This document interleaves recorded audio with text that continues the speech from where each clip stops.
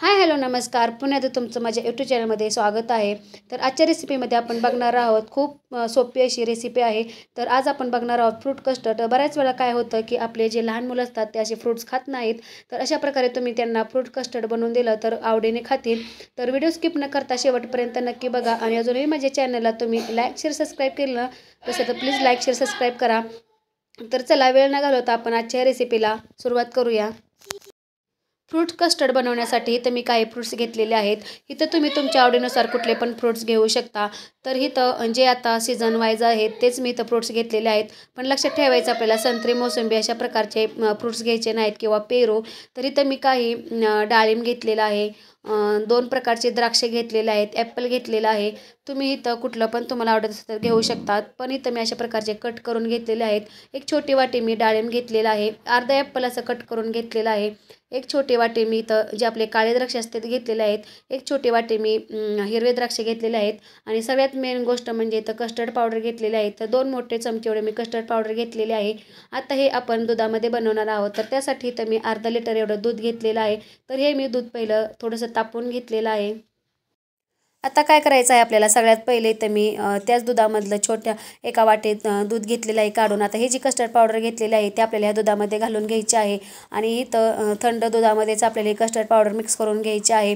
गरम दुधामध्ये नाही करायची. गरम दुधामध्ये केली तर काय होईल, गुठळ्या होत्यात. त्याच्यामुळं आपल्याला थंड दुधामध्येच आधी सगळ्यात पहिले मिक्स करून घ्यायचे आहे.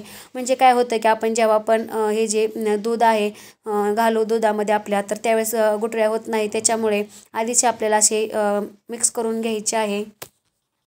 हे जी कस्टर्ड पावडर आहे छान अशी दुधामध्ये मिक्स करून झालेलं आहे. आता जे आपल्याला राहिलेलं दूध होतं ना, तर ते आता मी गरम करायला ठेवलेलं आहे. आणि तर मी पहिलं दूध जरा गरम करून घेतलं होतं. आता हे जी कस्टर्ड पावडर आहे ना ते आपल्याला ह्याच्यामध्ये थोडी थोडी करून घालायची आहे. तर आधी असे थोडे थोडे करून असे मिक्स करून आपल्याला असे हलवून घ्यायचे आहे.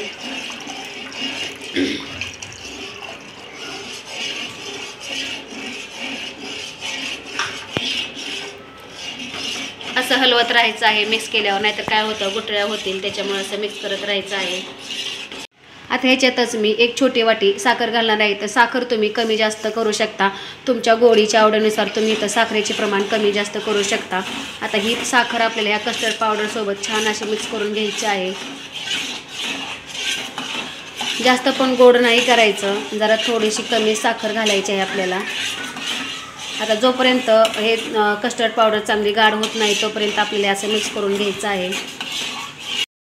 इथं बघू शकता आता इथं जवळजवळ 5 मिनटं झालेले आहेत, तरीसुद्धा आपल्याला असं सतत ढवळत राहायचं आहे. तर अजून जसं पाहिजे तसं आपल्याला इथं जे कस्टर्ड दूध आहे ते तयार झालेलं नाही, जास्त असून गाढ झालेलं नाही.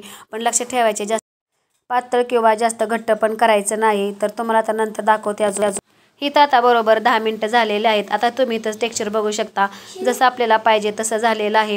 तर इथं जास्त पण शिजवायचं नाही. जरा थोडंसं थंड झाल्यावर अजून त्याला दाटसरपणा येतो. त्याच्यामुळं आपल्याला इथल्याच ह्याच कन्सिस्टन्सीमध्ये ठेवायचं आहे. तर मी तुम्हाला चेक करून दाखवते.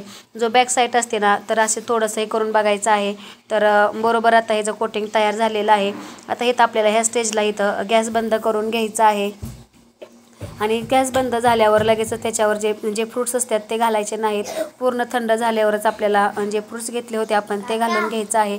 आता इथं मी सर्विंग बाउलमध्ये हे जे दूध आहे ते पहिलं काढून घेणार आहे.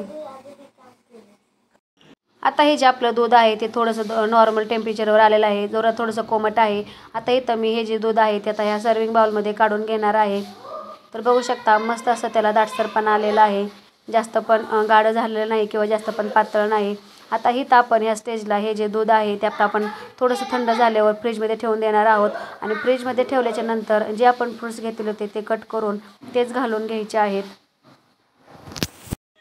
इथं बघू शकता आपलं जे कस्टर्ड दूध तयार झालेलं आहे. आता मस्त असं त्याला दाटसरपणा आलेला आहे. आता इथं आपण जे फ्रूट्स घेतले होते ते घालून घेऊया.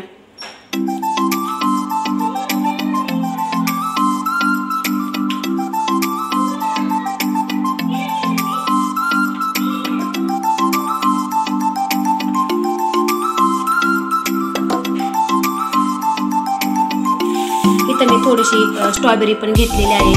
तर मग अशी स्ट्रॉबेरी दाखवायची राहिली होती, तर मी आता स्ट्रॉबेरी पण अशी कट करून घेतलेली आहे.